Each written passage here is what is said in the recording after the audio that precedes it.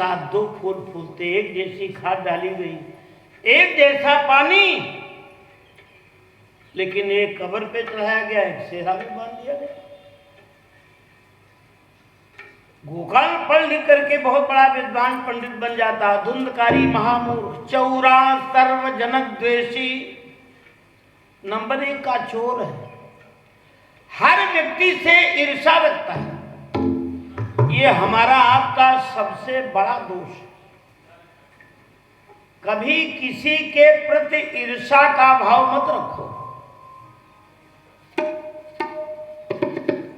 आज एक दूसरे का उत्थान देख करके ईर्ष्या होती, ये इतनी ऊंचाई पे पहुंच रहा है, ये इतना धन कमा रहा है, इसने इतना आलीशान मकान बना लिया, इसके पास 4 पहिया की गाड़ी आ गई, क्या परेशान। आप भी परिश्रम करो, भगवान की कृपा होगी, आपके पास भी होगा।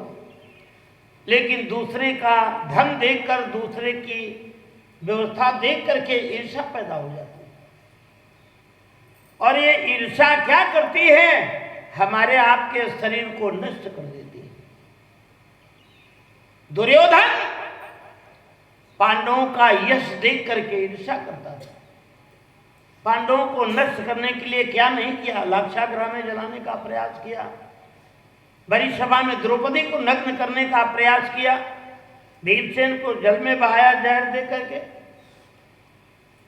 लेकिन परिणाम क्या हुआ, स्वयं नष्ट हो गया। कभी के किसी के प्रति ईर्ष्या मत करो। सर्वे भवन्तु सुखिनः, सर्वे सन्तु निरामया, सर्वे भद्राणि पश्यन्तु मा कश्चित् दुःख भाग् भवेत्। जब सर्वे भवन्तु सुखिनः तो सर्वे में हम भी आ गए कि हम उससे अलग हैं। जब हमारा कल्याण होगा तो हमारे परिवार का, हमारे ग्राम का, हमारे क्षेत्र का कल्याण होगा। लेकिन हम केवल अपना जीवन सुखी बनाना चाहते हैं और उसके लिए दिन रात हम प्रयास कर रहे हैं, बस हमारा क्षेत्र में नाम हो जाए, हमारी ख्याति हो जाए। कभी ऐसा मत सोचो। हमेशा सभी से प्रेम करो, सभी से स्नेह करो। हम आप सब जो हैं प्रभु की संतान हैं। आज आत्मदेव तो बहुत प्रसन्न थे, लेकिन धुंधकारी के आचरण से बहुत परेशान। क्या करता है, छोटे छोटे बालकों को बुला के ले जाता, कुआं तालाब में गिरा देता। दीन अंधा नाम प्रपीड़का, कोई सूरदास भीख मांग रहा है, उसके आटे में धूल मिला देता है, जाओ अब खूब छक जाओ। कहते तेन वैश्या कुसंगेन पित्रम वित्तम तु नाशितम। कुसंग में पड़ गया। आज हम लोगों ने परिभाषा ही बदल दी। शाम को घर पहुंचे झूमते हुए, पड़ोसियों ने देखा ये क्या तुमने तमाशा बना लिया, हम तो इतने बड़े हो गए, हमने कभी नहीं तुमको दारू पिए देखा, आप तुम दारू पिए हो। अरे बोले करते क्या, वो सत्संग में पड़ गए, फिर नहीं लोग मानिए सत्संग है, ये नहीं कहते हैं कुसंग में पड़ गए। गुरुदेव भगवान कहा करते थे, अपनी संतान को कुसंग से अगर तुम बचा ले गए तो आपका बेटा उन्नत कर जाएगा। और आज कुसंग में बड़ी जल्दी बालक फंस जाता है। ये कुसंग ही हमारे जीवन को बर्बाद कर देता है। हमारे क्षेत्र में एक मास्टर साहब थे, महेश सिंह, वो प्राइमरी विद्यालय के अध्यापक थे। पता नहीं कैसे नौकरी की वो 24 घंटा दारू पिए रहते थे, अधिकारी भी सब जानते थे। और उनका 9 साल का बेटा वो दारू पिए घूम रहा था। तो जब हमें पता चला तो हमने कहा आज हम शिकायत इसकी करेंगे। सायंकाल मास्टर साहब से मुलाकात हुई तो हम कहा मास्टर साहब आप तो मान लो जैसे हो वही हो, कम से कम लड़की को तो संभालो। बताओ इतनी छोटी उम्र दारू पिए घूम रहा है। तो मास्टर साहब हंसे, बोले क्या पैसा आपे का खर्च हुआ है? अरे हम कहा खो पिलाओ में क्या जाता है। अगले साल जब गए तो उस लड़के का एक्सीडेंट हो गया, तो लड़का खत्म हो गया। तो मिले, बहुत लिपट के रोए, बोले पंडित जी क्या बताएं, लड़का हमारा चला गया। तो हमने कहा भाई उसमें हमने कोई प्रयास तो नहीं किया। अपनी संतान को जहां तक हो सके कुसंग से बताने का प्रयास करो। ऐसी जगह न तुम खुद बैठो, ना अपनी संतान को बैठने दो। सूरदास जी ने एक पद लिखा है, तजोरे मन हरि विमुखन को संग,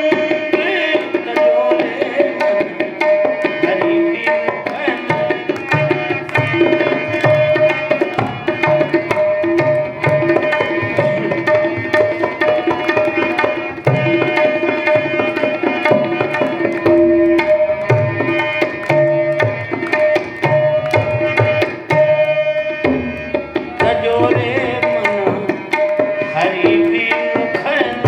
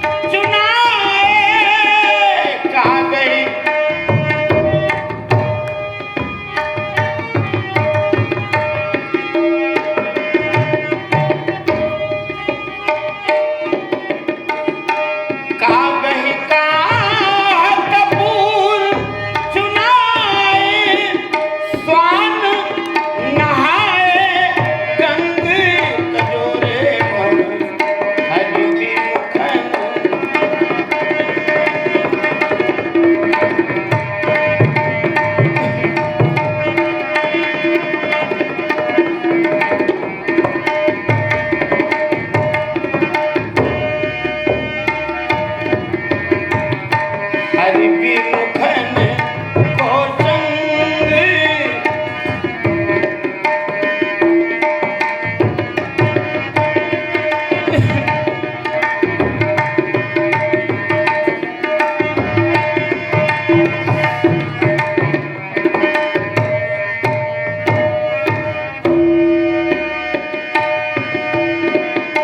घर को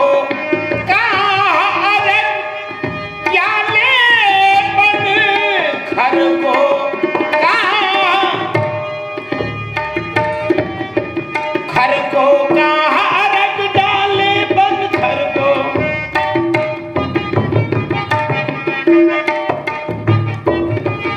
घर को अरग डाले बन मरकत भूषण अंग तजोरे मन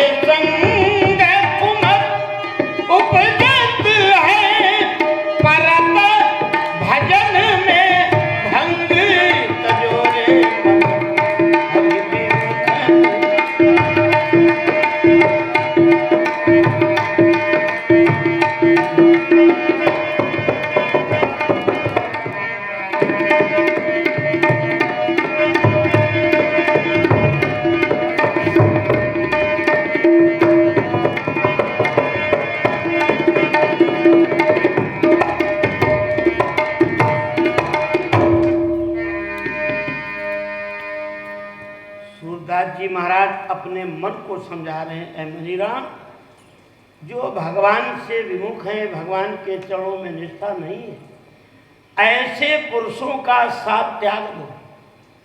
उनके साथ में रहने से तुम्हारा कल्याण होने वाला नहीं। न वो भजन करेंगे न भजन करेंगे, न कथा सुनेंगे न सुनेंगे। आत्मदेव ने प्रयास किया, लेकिन तेन वैश्या कुसंगेन और पित्रम वित्तम तो नाशितम। आत्मदेव ने जितना भी धन जुटाया था, ये वैश्याओं के चक्कर में पड़ करके पित्रम वित्तम तो नाशितम। हमने बताया, अगर संस्कार आपने बच्चे को अच्छे दिए हैं, कुछ नहीं है सब कुछ हो जाएगा। और करोड़ों की संपत्ति आपके पास हो, अगर बालक के संस्कार आप अच्छे नहीं दे पाए, सब नष्ट हो जाएगा, कुछ नहीं रहेगा। आत्मदेव जी के पास गया, पिताजी मुझे धन चाहिए। आत्मदेव रोने लगे, बेटा जो धन था वो सब तो तुमने ले लिया, हम कहां से लाएं? अगर आप धन नहीं दोगे तो सुबह आप जीवित नहीं मिलोगे। आत्मदेव जानते हैं बेटा दुष्ट है, कुछ भी कर सकता है। कहां जाते हैं? गोकर्ण जी के पास, रोने लगे।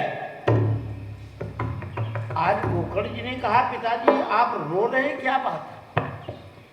सारी घटना बताई तो जनकम बोधयामास। आज अपने पिताजी को उपदेश कर रहे हैं। वो चाहे लड़का अपना हो या कोई छोटा बच्चा हो, अगर कोई अच्छी बात बता रहा है तो उसको मानना चाहिए। लगभग 35 वर्ष हो गया, हमारे सीतापुर में एक पंडित जी चाय का ठेला लगाते थे, वो चाट का। तो हम जब सीतापुर जाते थे तो उनके वो पानी वाले बतासा हम जरूर खाते थे। एक दिन पता नहीं किस मूड में बैठे थे, हम गए, हम कहा पंडित जी खिलाओ, बोले बैठ जाओ, हम बैठ गए। और जितने ग्राहक आए वो सब खा खा के चले जाए, हम बैठे। तो हमने कहा पंडित जी हमको नहीं खिला रहे हो? तो हाथ जोड़े बोले आप बुरा मत मानिएगा, सीतापुर में इतने दिन से आप कथा कह रहे हो और लगभग सीतापुर का हर बच्चा आपको पहचानता है, और ये सड़क पे खड़े होकर के वो खाओगे, लोग क्या सोचेंगे? वो तारीख है, आज तक मैंने कभी बाजार में कोई चीज़ खाई नहीं। हालांकि बाद में वो कहने लगे कि हमको नहीं कहना चाहिए, उनका नहीं, तुमने बहुत अच्छा किया, हमें खराब नहीं लगा। अगर अच्छी बात कोई बता रहा है उसको हमें मानना चाहिए, लेकिन हम तर्क वितर्क करेंगे क्योंकि हम भागवताचार्य हैं, हम चाहे जो कुछ करें, तुमसे क्या मतलब? आज यही कारण है, इतनी कथाएं हो रही, इतने उपदेश प्रवचन हो रहे हैं, समाज पे प्रभाव क्यों नहीं पड़ रहा है? पर उपदेश कुशल बहुतेरे। दूसरे को हम शिक्षा देते माता पिता की सेवा करो, और हम माता पिता को जो है वृद्धाश्रम भेज रहे हैं, तो हमारी बात का प्रभाव पड़ेगा। एक पंडित जी थे, हमारी तो ऐसे कथा कह रहे थे, तो कुछ प्रसंगवश पंडित जी ने ये गांजा, भांग, चरस, तंबाकू, बड़ी इसकी बुराई की। लोग सुनते रहे, बोले पंडित जी ठीक कह रहे हैं, नहीं खाना चाहिए, नहीं करना चाहिए। और जब कथा समाप्त हुई तो एक लड़के को चुपचाप बुलाया, बोले बेटा यहाँ आओ, क्या है? उसको पैसे दिए, बोले जाओ 5 कमला पसंद ले आओ। तो लड़का हंसने लगा, अभी तो आप इसकी बड़ी बुराई कर रहे थे, अभी ये कमला पसंद। तो सोचा बच्चे तो है, बोले कोई बात नहीं, हम ब्राह्मण हैं, कथावाचक हैं, हमारे मुंह में गंगा जी, हमारे मुंह में जो भी पड़ जाता है वो पवित्र हो जाता है। तो लड़का बहुत प्रसन्न हुआ। उसके पिता की मृत्यु हो गई थी, तो अस्थियां गांव के बाहर पेड़ के नीचे गड़ी थी, कोई घर में सयाना था नहीं जो ले जाए। तो सोचा अब इससे अच्छा मौका क्या मिलेगा जब गंगा जी यहीं आ गई। वो गया, खोद करके, पीस करके पुड़िया बना के ले गया। पंडित जी ने देखा भी नहीं कि इसमें है क्या, खोली पुड़िया। लड़का बहुत प्रसन्न हुआ, चलो अब हमारे पिताजी को वैकुंठ मिल गया। पंडित जी चौके, क्या मतलब? बोले कल आपने बताया था हमारे मुंह में गंगा जी, और पिताजी की अस्थियां बहुत दिनों से रखी थी, हम ये सोचते थे जब बड़े हो जाएंगे तब ले जाएंगे, लेकिन जब आपने बताया हमारे मुंह में है तो हमने कहा भाई यहाँ पे काहे में होकर चूका जाए। अब वो मुंह में मूली डाल के उल्टी करने लगे, तो लड़का हंसा, बोला क्या गंगा जी भाग रही क्या? हंसने की बात नहीं, आज यही कारण है, इतनी कथाएं प्रवचन सब हो रहा है, लाखों रुपया खर्च हो रहा है और कोई प्रभाव नहीं पड़ रहा है, यही कारण है कि बातें तो हम बड़ी अच्छी अच्छी करते हैं और स्वयं का हमारा आचरण, जब हम अपना आचरण नहीं ठीक कर पाएंगे तो समाज को क्या सुधार? बड़े बड़े पोस्टर, बैनर, मानव सुधार संघ, हम मानव का सुधार बाद में करें, पहले अपना सुधार कर लें। हर व्यक्ति अपना अपना सुधार कर ले तो आधी दुनिया तो ऐसे सुधर जाएगी। आज गोकर्ण जी अपने पिताजी को उपदेश कर रहे हैं, पूरी भागवत का सार इसी श्लोक में है। अगर यही एक श्लोक समझ में आ जाए, समझ लो पूरी भागवत आपने सुन ली। बहुत बढ़िया बात बता रहे हैं कि देहे स्थिमांस रुधिरे और भीमतिम त्यजत्वम और जाया सुता दिसुसदा ममतां विमुंच पश्यानिथं जगदिदं क्षण भंगुनिष्ठं वैराग्य राग रसिको भव भक्ति निष्ठा। पिताजी कहाँ संसार के चक्कर में पड़े हो? देहे मांस रुधिरे, शरीर में क्या है? मांस है, रुधिर है, त्वचा है, अस्थियां हैं, क्षितिजल पाव गगन समीरा, क्षितिजल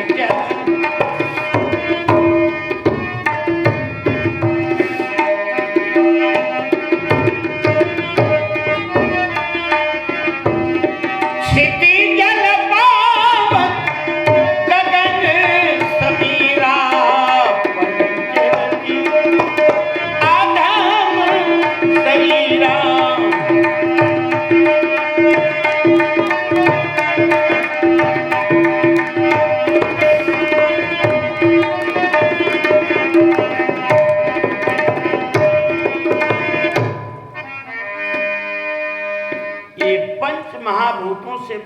शरीर है।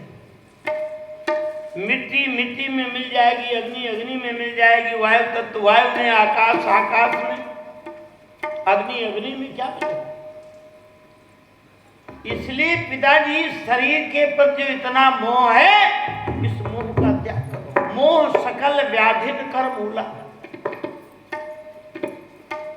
बोले जाया सुता दिशु सदा ममता विमुंच।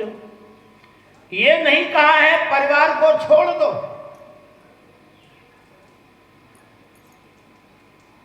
सबसे बड़ा आश्रम कौन है? गृहस्थ आश्रम। धन्यो गृहस्थ आश्रम।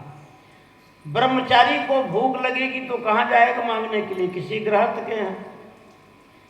वानप्रस्थी को भूख लगेगी गृहस्थ के यहाँ, सन्यासी को भूख लगेगी गृहस्थ के यहाँ। अच्छा, भागवत की कथा सुन करके सब सन्यासी बन जाएं, क्या खाओगे? मर जाओगे भूखे। जहाँ जिसके दरवाजे पर जाओगे कहेगा बस हम भी अब निकलने वाले हैं करके। गृहस्थ आश्रम पे ही तो सारे आश्रम थे। गृहस्थ आश्रम खराब नहीं है, उसके प्रति जो आसक्ति है खराब वो है। जाया सुता दिशु सदा ममतां विमुंच। बोले पश्यानिशं जगदिदं।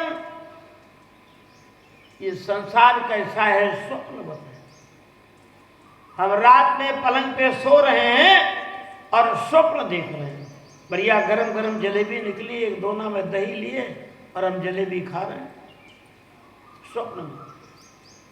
और मुंह से आवाज निकली पानी ले आओ, और पत्नी के कान में आवाज पड़ गई पानी क्या करोगे इतनी रात को? अरे बोले दही जलेबी खा रहे हैं। कहाँ है दही जलेबी? आके देखा है? बोले हम स्वप्न देख रहे थे। जब देख रहे थे तो सत्य प्रतीत हो रहा था, और जब जागृत अवस्था में आए तो मालूम पड़ा नहीं तो सब झूठ। आज हम आप सभी सो रहे हैं। मोह निशात शोभन निहार।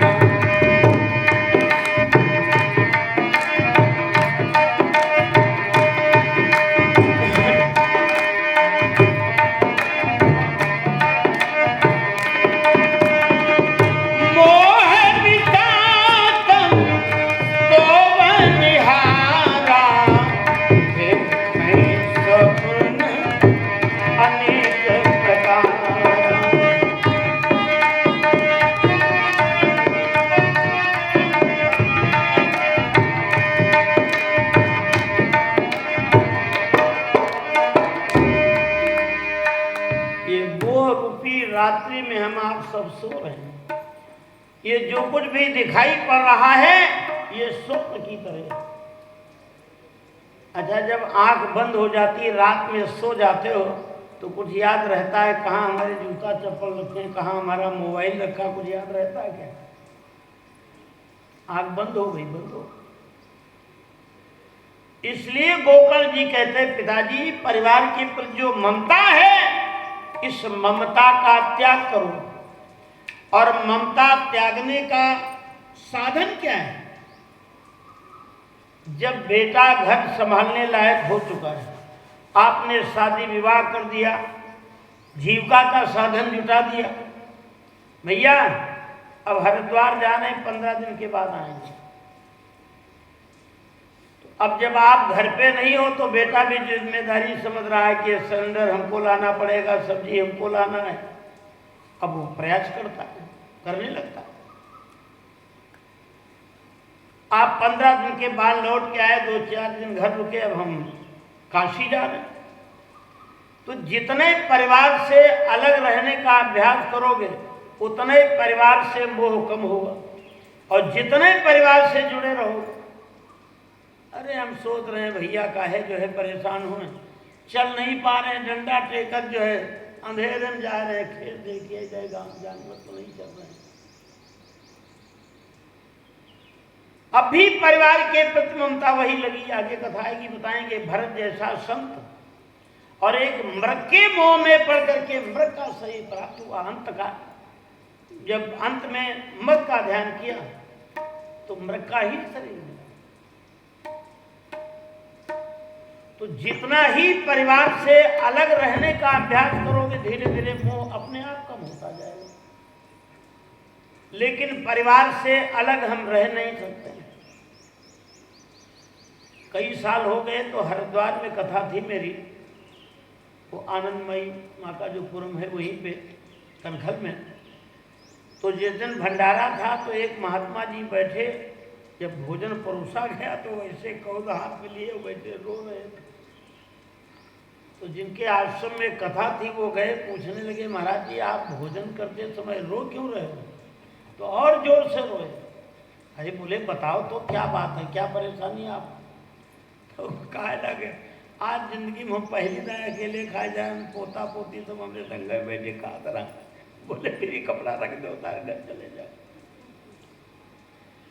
कहने का तात्पर्य यह है, आज गोकर्ण जी अपने पिता को समझा रहे हैं कि जाया सुता सदा ममतां विमुंच पश्यानिशम जगदिदम, बोले क्षण भंगुनिष्ठम।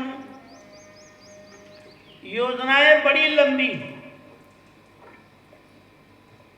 कल भैया कह रहे थे कार्यक्रम कहाँ तक लिख चुके हैं, तो हम कहा जुलाई तक पूरी सब बुक हो चुकी है। और ये नहीं पता है कि ये कथा हम पूरी कर पाएंगे कि नहीं। स्वामी राजेश्वरानंद कितनी बढ़िया रामायण कहते हैं। अब वो रामायण कहने गए थे, 9 दिन का कार्यक्रम था, छठे दिन की कथा कह के, और जहां ठहरे थे वहां जा रहे तो पीछे में अटैक पड़ गया, चले गए। तो योजनाएं तो हम आप बड़ी लंबी बनाते हैं, लेकिन ये नहीं पता है आज का सूर्यास्त हम देख पाएंगे कि नहीं।